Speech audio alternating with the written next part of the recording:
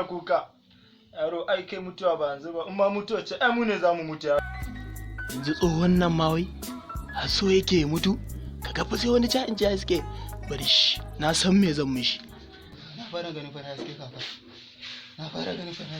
Mutuwa zai. Mu ne za mu mutu, mu da tamu ta riga ta zo ƙarshe. Kai haƙuri za ka samu sauƙi insha Allah.